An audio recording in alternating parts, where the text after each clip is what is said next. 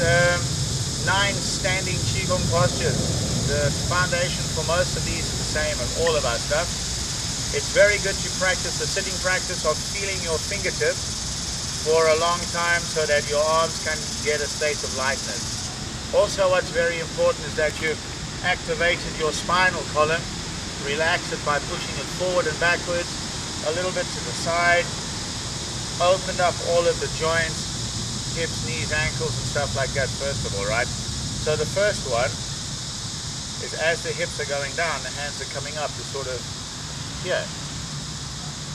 And we hold that for a few minutes. The second one is palms pressing down and the hands are taking a path down the front of the body here.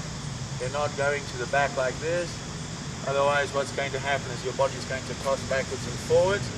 So we're sitting down and sinking and rising at the same time. So inhaling up, exhaling down. When you exhale, try to feel the bottom of your feet and the top of your head. The third is lifting up the palms. So the very fundamental level, these exercises are the hand moves first and then the chi follows the movement of the hands.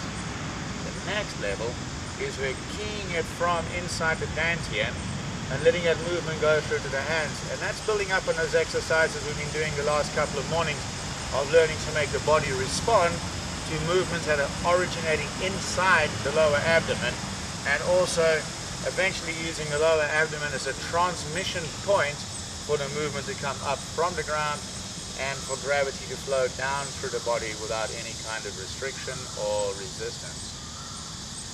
So the difference there would be, in the beginning someone would just be doing this to stretch open the body like that, and then secondary technique is it's opening from the waist and you can see how the pathway changes, and this movement is a lot more powerful and it places more of a demand on internal movement, body awareness, and it gives you a lot more back. After practicing this third one here, we then open and close, open again.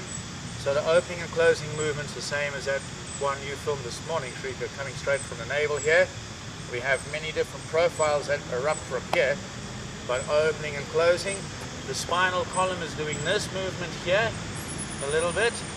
We're not throwing our head forward and backwards, right? So it's 1, 2, closing and opening the spine like that. While at the same time that movement is connected to the ground, you can spiral up and down the feet. From here we have crane or eagle spreads wings. Inhaling, sinking. Exhale, push up and open. To this point is the opening sequence. Again, we're using the back here. Then up and down. Closing the spine like that. And here. Inhaling as the wrists come up and the back is doing that. Sinking. Exhale and push up and keep the exhale going here as the body, whole spinal column like that, is connected to the hands here. So it's giving it pressure from inside the body straight to the hands, like the bird's wings would be. The bird doesn't just flap the tips of its wings and everything else fall apart inside. The bird's movement's coming right from within its whole body, which is why we're calling this, naming this exercise after a bird. The closing part is here again. Lifting, opening, closing down, turn the hands over. Lift, inhale. Close, exhale again. So my chest looks like a chicken breast, right? Or a pigeon chest.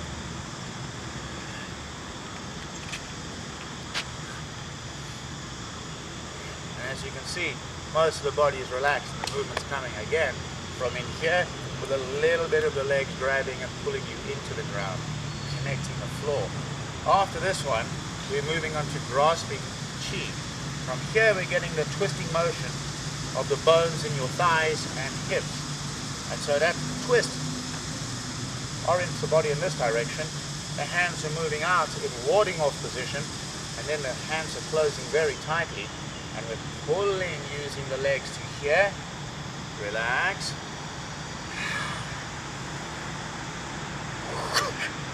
give you fudging training to draw back your energy, and you do this technique in both directions. Here, out, pull with the body. Here, it's not just this movement. Here, doing your movements just off any joint like this in Qigong is a mistake. It's all coming through from the ground and pulling in, giving it that potential power. When the arms are going out, they have no substance. When they're coming in, they have substance.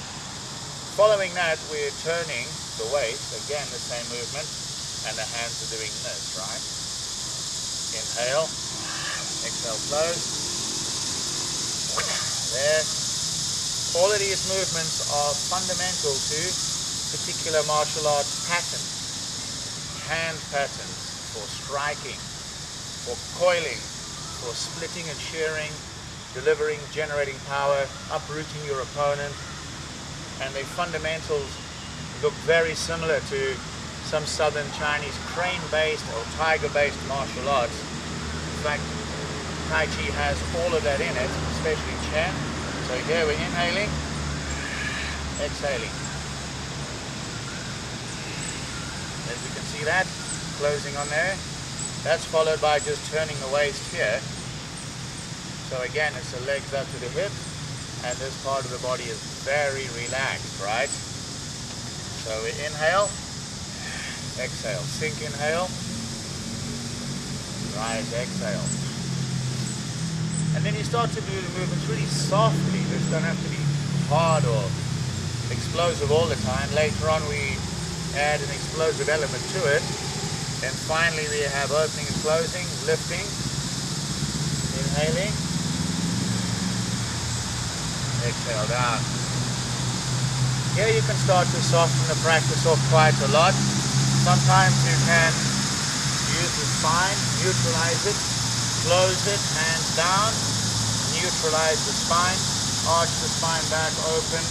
But when you're doing it as a closing movement, sometimes it's good to just let the spinal column rest and relax, and then just inhale, exhale softly, feel your feet, feel the top of your head, and be aware of your fingertips, sensations in the palm of the hands, back of the hands.